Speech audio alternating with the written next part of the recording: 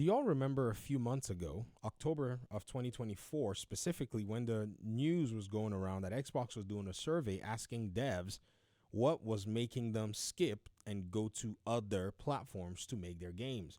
Now, I'm sure maybe one of their answers would have been big bag from PlayStation, but this particular effort was mocked. And that's one of the reasons, when you listen to the gaming discourse, you really have to carry your popcorn and understand that you're coming in for entertainment in many cases. But many people didn't necessarily realize that this was Xbox reaching out to figure out where the pain points were for developers and some of the challenges and difficulties that they had in publishing their games. Developers want to publish their games in as many places as possible. Even though it's difficult, even though it's challenging, and even though some people in the console war fandom think that 30 million possible units is not big enough, which is kind of the most absurd thing ever, I think one of the best things that they did was they got this survey and they've been able to go ahead and start to see what's going on. Microsoft wants to know why some developers aren't making games for Xbox. Microsoft has previously admitted that Xbox lost the console war for this generation, according to this article. This article is digging deep into it. While sales aren't technically bad, the company positioned itself as third versus Sony's PlayStation and Nintendo Switch. In spite of Microsoft generating some praise for how it handles online gaming and a few of its properties, it's a lot of praise now seeing how PlayStation is canceling a lot of these. Exclusive games for the Series X and S are very few compared to its counterparts. Actually, they're almost non-existent, to be honest. If they're all on PC, I don't consider them exclusive. In fact, not that I don't consider them exclusive. They're not exclusive anymore because they're on PC. I don't have to consider them, or I don't have to do anything. Does that make sense? So while they were making these particular, requests and inquiries and all of the above, I remember people basically seeing it like, some kind of joke. Well, it's because their consoles don't sell. It's because they have no exclusives. And, a lot of these folk, they come out real quick and they come out the woodwork and they're just talking. But I saw something today that I thought was really interesting. It really did mark a side of this conversation that we've been looking at in the past few months. And I want to take my time to just kind of chew through it. Ninja Gaiden is number one on this particular list. So we're seeing that Koei Tecmo is publishing this game.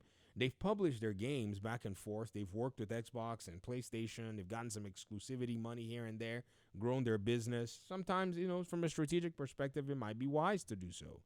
But in this case, Platinum Games is working with Team Ninja to actually bring the Ninja Gaiden 4 game. And it's going to be an Xbox Studios published game. It's going to be very interesting to see how this all comes. Because many of you remember, right? Platinum Games is that studio that was working on Scalebound, that was not appropriating Xbox's funds to develop the game properly, and they were developing Nier Automata. I made a video and you guys basically educated me on what had gone on. I did not know what had gone on. I was like, Xbox canceled this game, and you guys were like, shut up and sit down, oh YouTuber. It was Platinum that screwed up, and they came out and apologized, and I saw a lot of those articles, made the video, and all that good stuff. But another game that I want to point out, because, the Ninja Gaiden stuff is actually pretty cool, but, very rarely do we talk about the Lies of P game. Because this was another game as well, too, that it came on Gamepass day one, and it's published everywhere. It could be played on PlayStation, it could be played on, Steam and all of the above. And the developers worked with Xbox to get the game in on Game Pass. And in my opinion, I think this has created a much more sustainable model for them, because now this game is in the eyes of a lot of players. I can fire up Steam and you can see Lies of P. And I usually bring this particular game to forefront because I look at even other titles that have basically made their way to the PlayStation ecosystem. And, maybe Stellar Blades, developers took advantage of the fact that PlayStation could deal with a lot of publishing costs and stuff. But they're hoping that their game sells more copies on Steam when it eventually releases in 2025, while these guys have been sitting here pretty, just raking in cash, with almost no one to come in here and bother them. And another thing that was kind of, in my opinion anyways, fortunate for them was they kind of basically, springboarded off of the validity that From Software gave to a general community who had not necessarily considered the Souls-like games, and they brought their game. So Lies of P falls into this category. Ninja Gaiden falls into this category. And another game that comes to mind that falls into this category is Wolong, Fallen Dynasty. Very interesting title. another game published by Koei Tecmo, but is also available and you can play it on different platforms. So let's see what's going on here.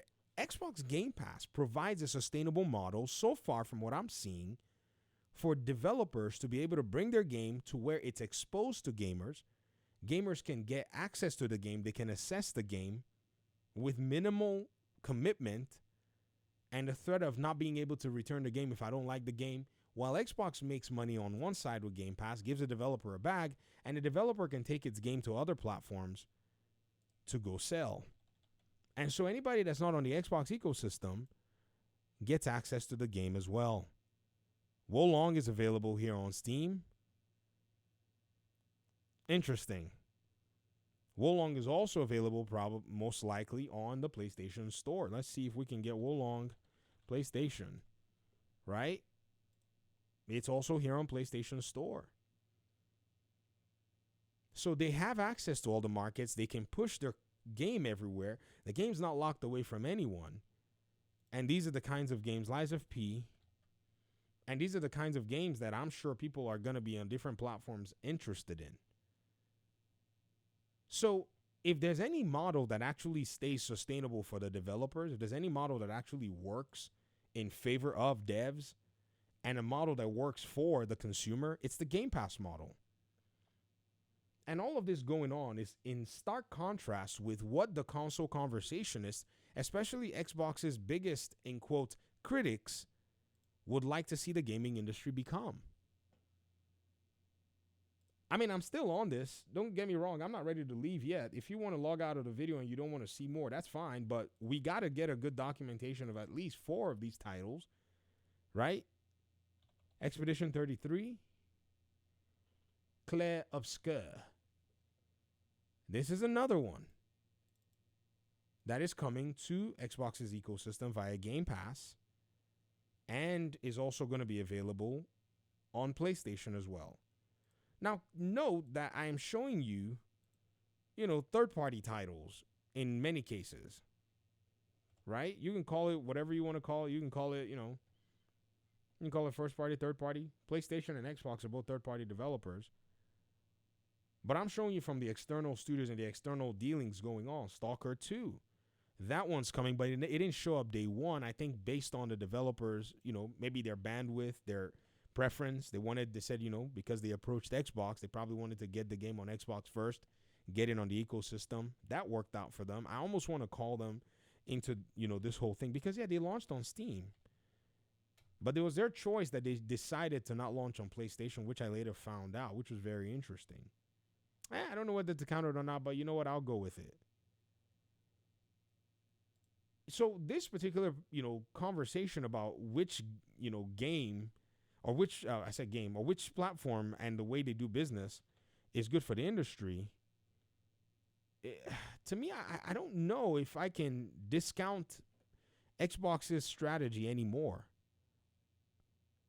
I don't think I can agree with anybody, actually, that discounts Xbox strategy as not being good for the industry because in PlayStation side, when they hang on to a game, the game basically is held from, like Stellar Blade, is withheld from, they published that game too, right? The game is withheld from the general audience for the time that they would like for that game to basically stay there. Like say, let's use Death Stranding. That was one that was very interesting. It slowly dripped its way out of the ecosystem and into, PC and then Xbox and then so on and so forth.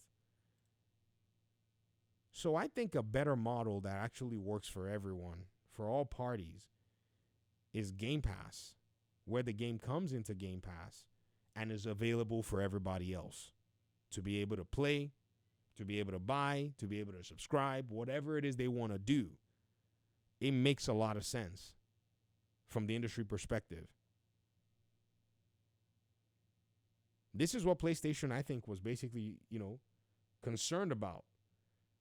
When Insomniac's, documents leaked out there, it was quite obvious that this was a very grave concern for them. That this ecosystem was here to disrupt the entire market.